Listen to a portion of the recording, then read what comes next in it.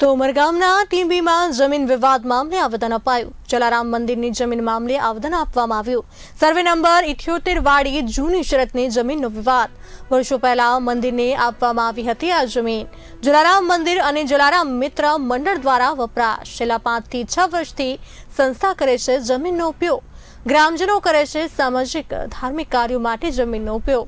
જમીનના ભાવ વધી જતા મૂળ માલિકનો ઈરાદો બદલાઈ ગયો। જમીન પોતાના કબજામાં લેવાની કોશિશ કરી રહ્યા છે માલિકો। જમીનને લઈને વિવાદ કોર્ટમાં ચાલી રહ્યો છે। કોર્ટનો નિર્ણય આવે ત્યાં સુધી જમીન જૈસે थे રહે તેવું આવેદન। સામેવાળા સદર જમીન પર કોઈ પ્રકારે કાર્ય ન કરી શકે એવી માંગ। જલારામ મંદિરના ટ્રસ્ટીઓ દ્વારા મામલતદારને આવેદન અપાયું છે। અમારા આજે ઉમરગામ તાલુકાના ટીંબી ગામે જલારામ મંદિર આવેલ છે, જેમાં જલારામ મંદિર ખાતે જે જમીન છે એ બી એક પરિવારે 2000ની સાલમાં મૌખિક રીતે દાનમાં આપી હતી।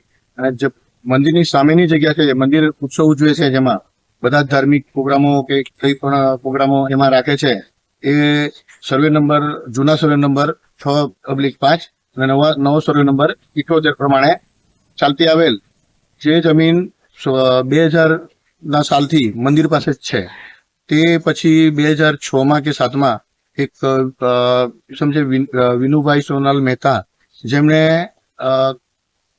એક બીજા પરિવાર પાસેથી ખરીદી કરી લીધી, દસ્તાવેજ કરાવી લીધો હતો। એટલે એમને જાણ કરવામાં આવી હતી કે આ જગ્યા મંદિરના કબજામાં છે, ઘણા સમયથી એને મંદિરને મૌખિક રીતે દાનમાં મળેલ છે। તો પણ છતાં પણ તેમણે અમારી વાત ના માની અને ઉપર જઈને એમણે એમનું કામ કાર્યવાહી ચાલુ રાખી, મંદિર પેપરવર્ક કરી મંદિર જગ્યા નામે કરાવી દીધી। પણ એ જગ્યા બી જ્યારે અમને ખબર પડી કે જે પરિવાર છે એમને બી અમે કહેવામાં આવ્યું, ત્યારે જાણવા મળ્યું કે પરિવારના બધા સભ્યોને વારસાઈમાં જે આવતા છે એમના વગર જ એમણે જેના પેપર પર નામ હતા એમની પાસેથી લખાવી લીધી હતી। જો જે જાણવા મળે કે દસ્તાવેજ બી ખોટી રીતે કરાયો હતો।